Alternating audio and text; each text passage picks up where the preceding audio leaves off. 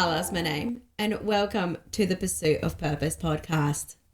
This is my podcast where I'll be talking about all the things we as a collective can do to enhance the relationship that we have with the world and with ourselves.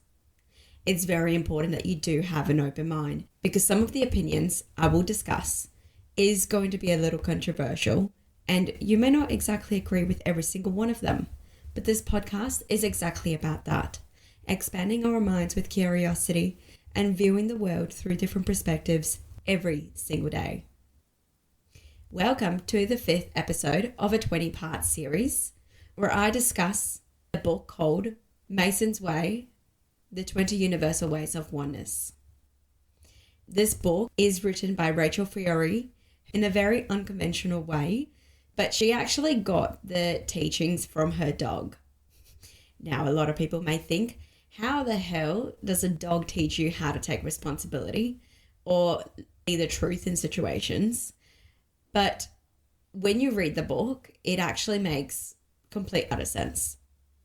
And as we all can agree, we don't deserve dogs. Rachel has written this book in a 20-step process, meaning you need to learn how to embody the first way before any other way can be taken, because it is a domino effect. If you don't have a really strong foundation, everything else is going to crumble.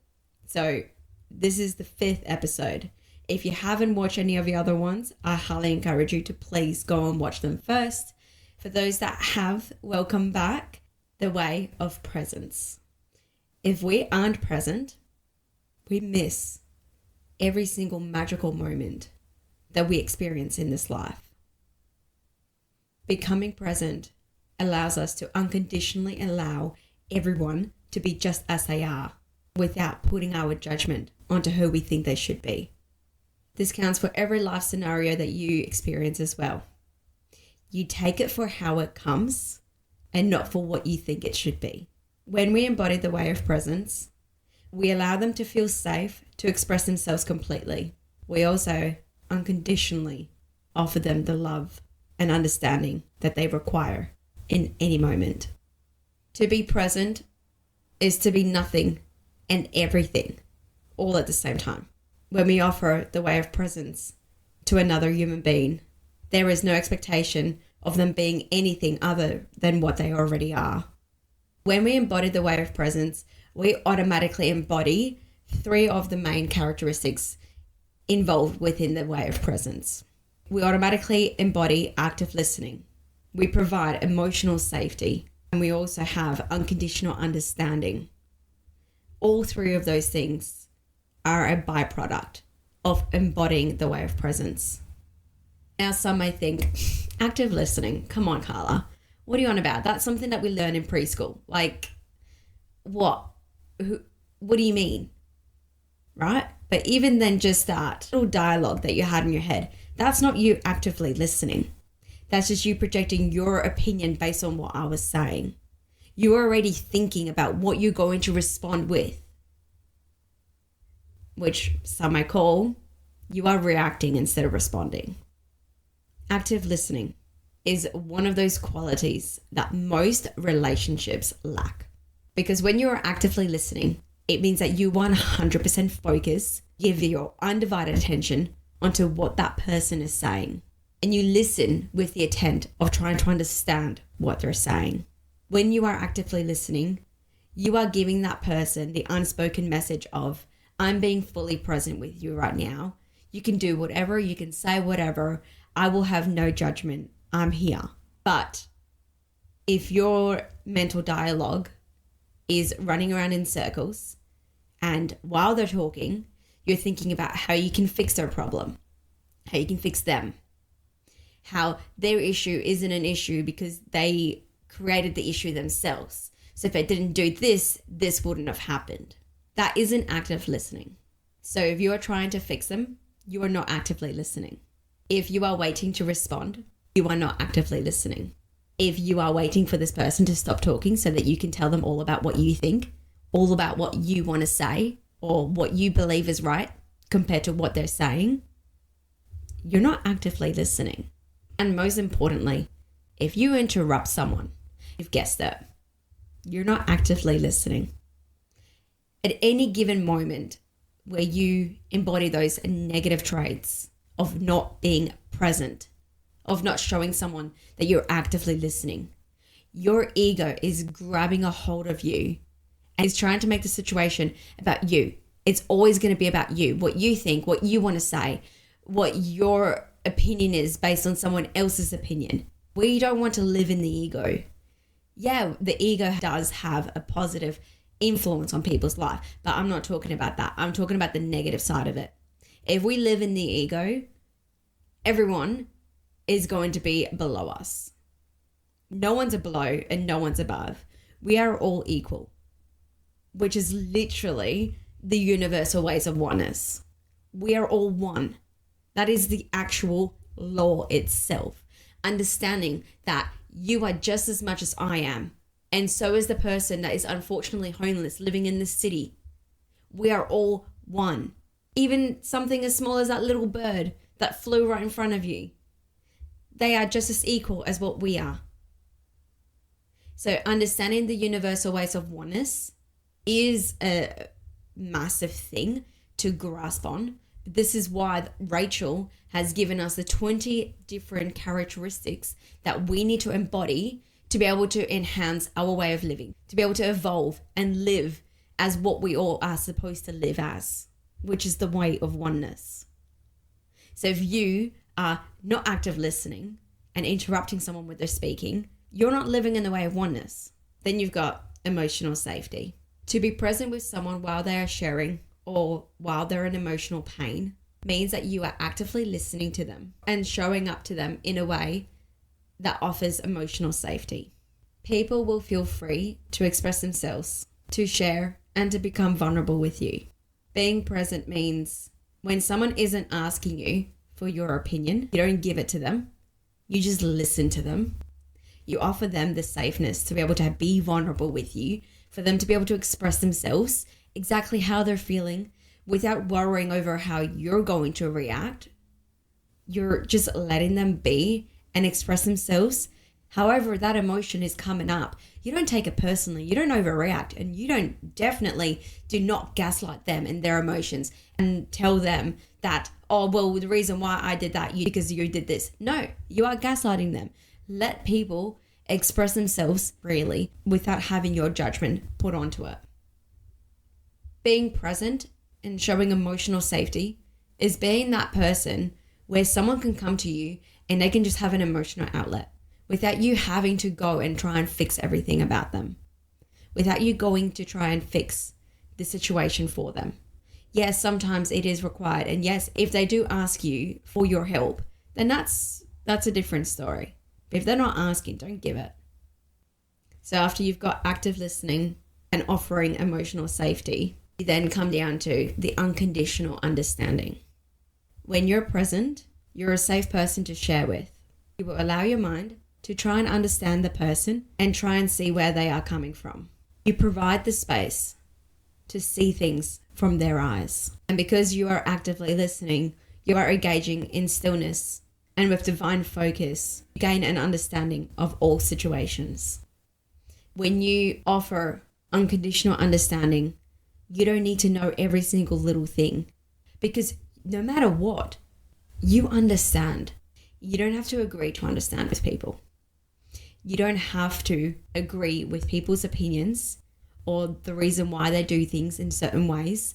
You don't have to agree to understand. But unconditional understanding, literally the definition of unconditional is there's no condition that needs to be met to be understanding. It's the same with love. When you do something nice for someone, you don't love someone to be loved back. You love someone because that is the essence of your being. You love them, full stop. So unconditional understanding. It's a really hard one to grasp on some people, because sometimes people do not understand the actual definition of what unconditional means, because nothing needs to be met for you to understand. You don't have to know exactly why something happened the way it did for you to understand the outcome of it. You just understand it regardless. When we embody unconditional understanding. We are in the embodiment of presence, because you do not need to know what the outcome is to be present. You are in the moment right now, experiencing everything for what they are. You are feeling the bliss. You are feeling the magical essence of what life is. And that's all it is. You to think that you have to understand something completely 100% before you understand it. That's an egotistical standpoint where you're coming from, because you're never going to understand everything to a full degree. You're never going to know the full truth, because there's always so many other angles that we need to know before we know the whole truth. So you're never going to understand completely. And that's where the unconditional come from. Because no matter what, I provide you the understanding of, I don't understand everything, but I agree and I appreciate you for sharing and opening your heart and becoming vulnerable with me. I will understand that. And that's all it needs to be. The beauty of becoming present means that all of these higher qualities organically already arise out of you. You automatically embody all of those 3 characteristics within presence. And how amazing does that sound?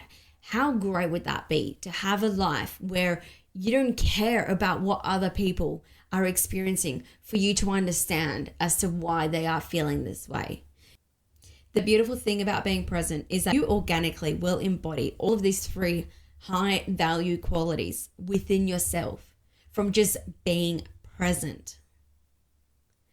And I don't know about you, but that sounds like a really delightful life.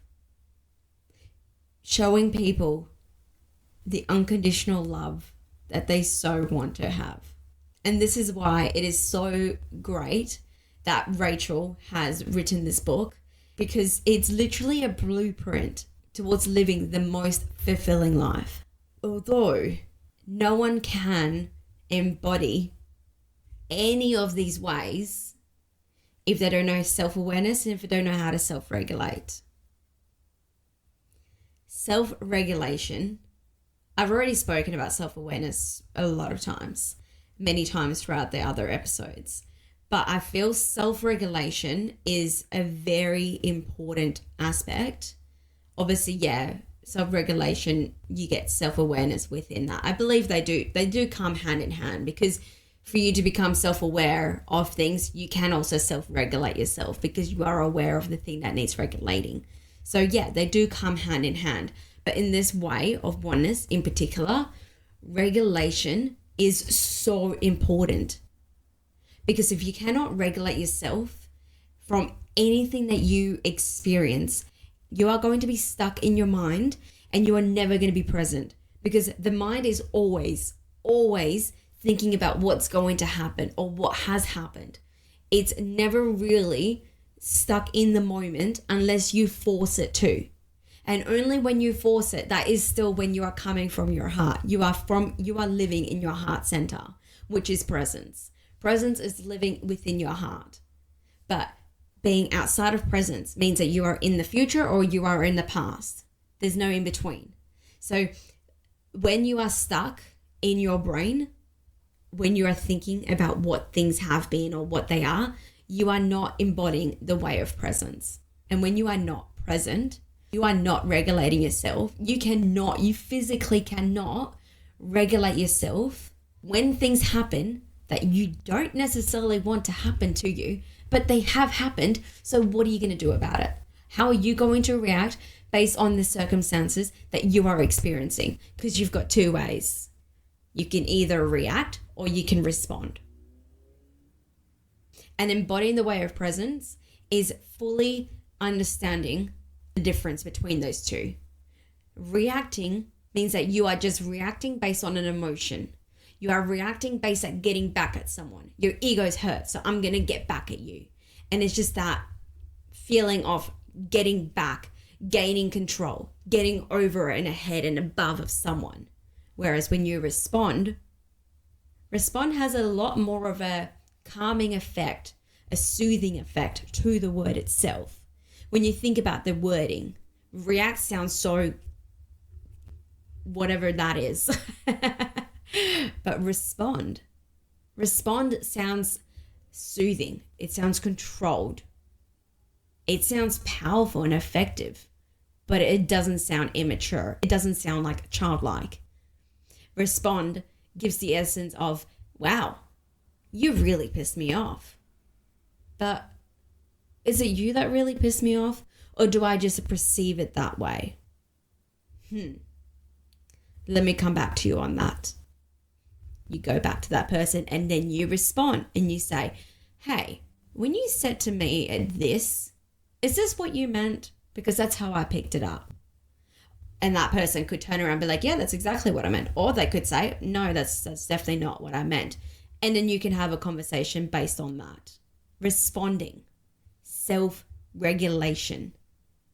You need to learn how to respond and not be stuck in the reaction for you to be able to take a step back and self-regulate and self-soothe and see the situation on however many different ways it could actually occur. This is why it is so important to learn how to take responsibility, to be patient, to surrender, and to see the truth before you can be present.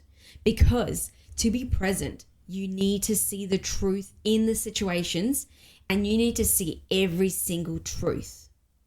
Okay? You need to see, this person told me this. I didn't like hearing that, which this leads to the scenario that I experienced about a week or so ago. I did something out of the goodness of my heart, and I actually felt really good about it. I felt like I'm a good person because I do good things for people because I appreciate them and I want to be as best as I can for them. Now, I did something for this person and they didn't exactly react in the way how I wanted them to. They said thank you, but that's about it. There was nothing else to it, where I actually kind of wanted that, which then obviously makes you question, well, if you do something to get something in return, are you really doing it unconditionally, right? Which also got me down to this point because I was able to self-regulate. I took myself out of that situation and I was like, hold up, Carla. And me wanting them to give me more validation, to give me more praise, of being like, oh, thank you so much. I really appreciate what you did for me. You're amazing. Yeah, all this sort of shit, right? Okay, that's what I wanted, but that's not what they gave me. So instead of me reacting to that situation and potentially ruining a really good memory that I could have with this person, I took a step back and I was like, hold up, Carla. They did say thank you. Okay, so it's not like they didn't say anything at all. But me not receiving what I wanted, did I actually do that because I wanted to do something good for them, or did I do it to receive validation back? That was the first question I asked myself. And I was like, no. And I answered truthfully. And I said, no, you know what? It doesn't really matter because I really wanted to do something good for them. So I was like, okay, well, does it really matter that they didn't give you that much validation back? And I said, well, yeah, kind of not really. But it's still nice to have that. So I was like, okay, well, that solves that. But I still feel a little bit shitty within myself regarding it. So I thought, okay, well, instead of me going to that person and still reacting and telling them like, hey, I would have appreciated if you gave me more for it, I took a step back even further to see the truth. And I thought, well, hold up. Maybe this person is reacting that way because maybe someone has never actually done something nice for them like this before and they didn't know how to react to it. 2, they probably, I don't know, grew up with someone in the family where they will only give them things when something negative is happening. So they could associate gifts with something negative, right? So it could be so many different ways of how the scenario could have played for that person. I don't know shit. All I know is what I feel.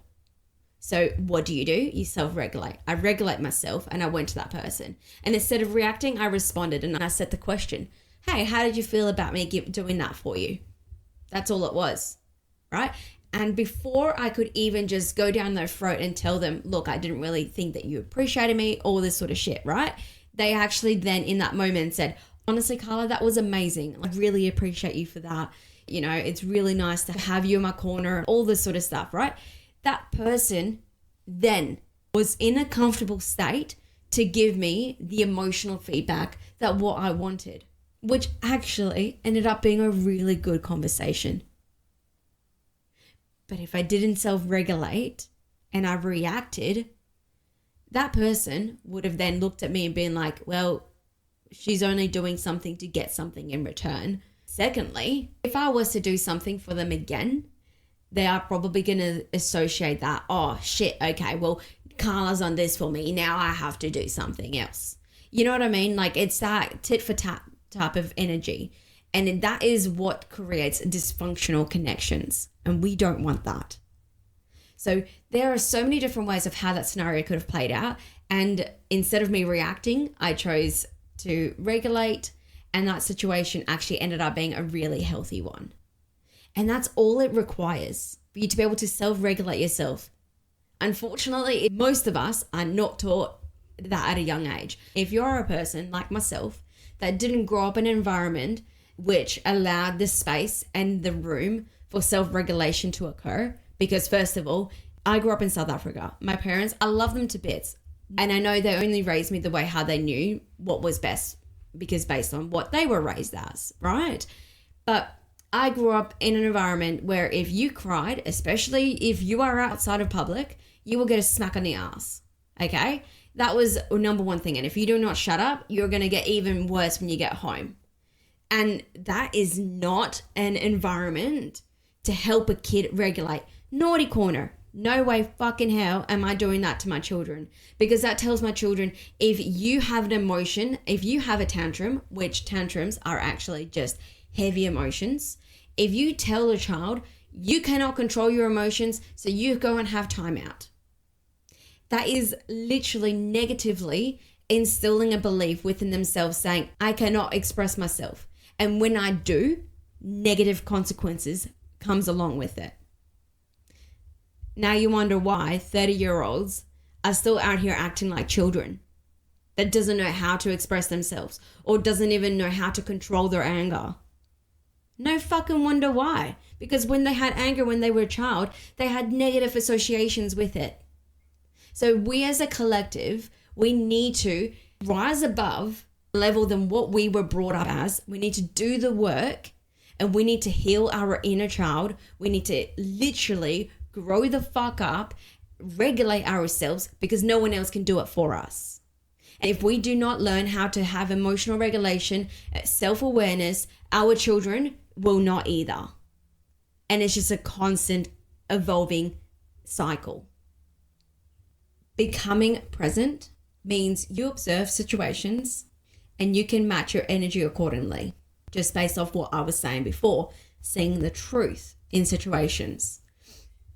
When you become observant, you know exactly how to react based on someone else's emotions, based on what is going on in a situation. When you observe, you find out a lot of information.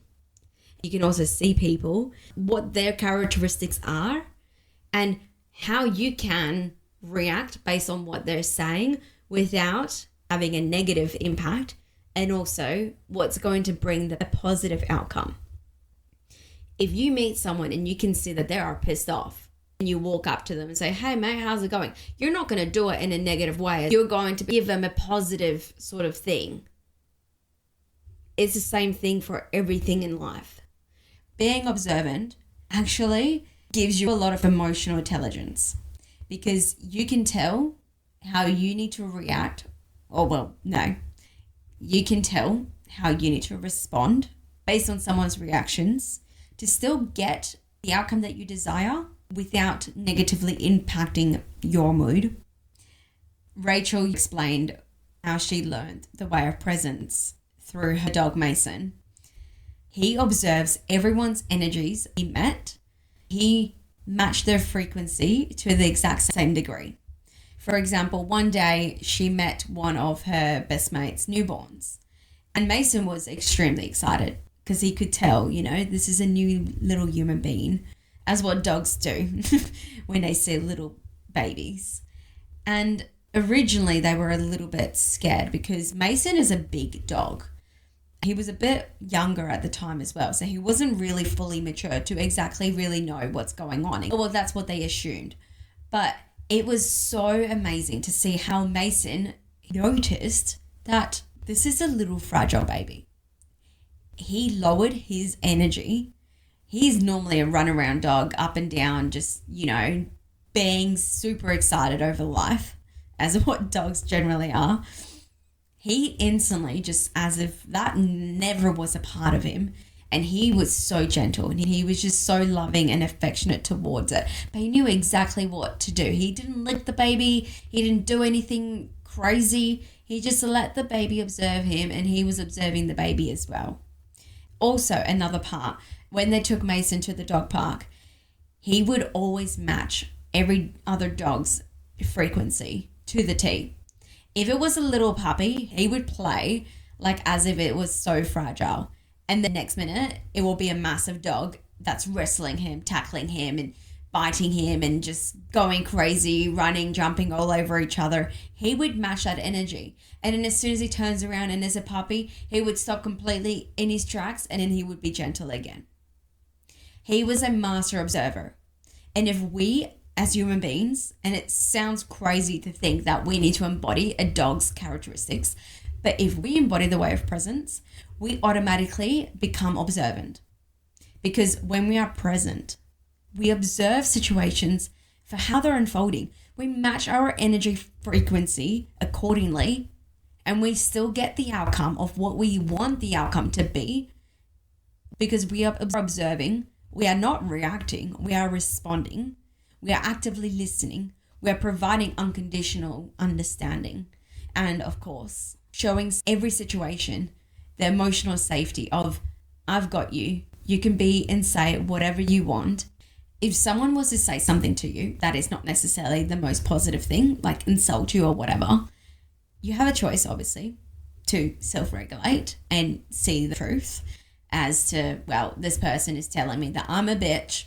Maybe because I probably am one. I don't know. That's their own opinion. Do I think I'm a bitch? No, I think I'm right with my opinion. Does that mean that you get to call them a bitch back? No, it doesn't. Because you calling them a bitch back, or you reacting based on their reaction, is just adding fuel to the fire. And being observant, you are able to choose if you want to be the fuel or if you want to be the fire.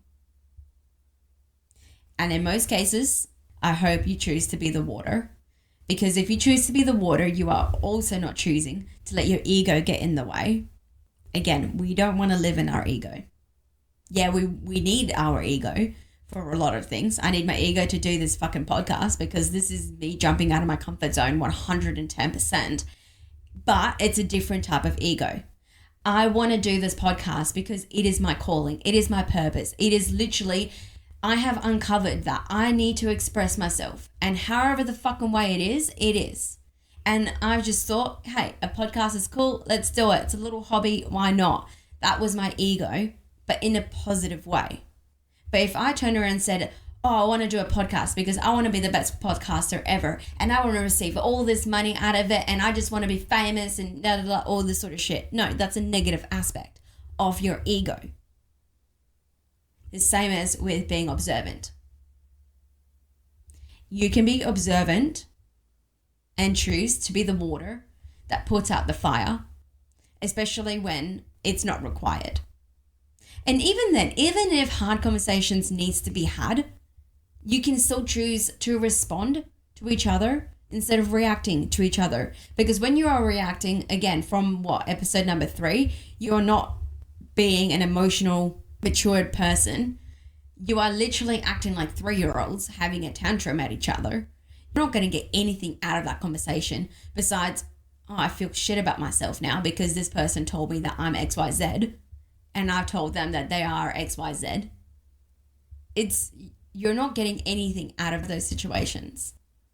So being the master observer means that you are choosing to be the water to any sort of flame that you encounter. Being present allows you to form healthy and loving connections with every human that you encounter. If we don't offer presence, we risk the chance of becoming superficial. We run the chance to become codependent and create dysfunctional connections. I do not want to form any dysfunctional connections. I want to have pure connections with people. And this is why the 20 Universal Ways is so important to learn. And with that being said, presence leads us to true, healthy connections, which is the next way of oneness, the way of connection. And that's a wrap, everyone. Following the 20 Universal Ways of Oneness is what is going to set us free, and it is what's going to transcend us into the next evolution, which I hope I get to experience one day. But it all starts with us. It all starts with you. Thank you so much for tuning in to my podcast, and I will see you in the next one. Bye.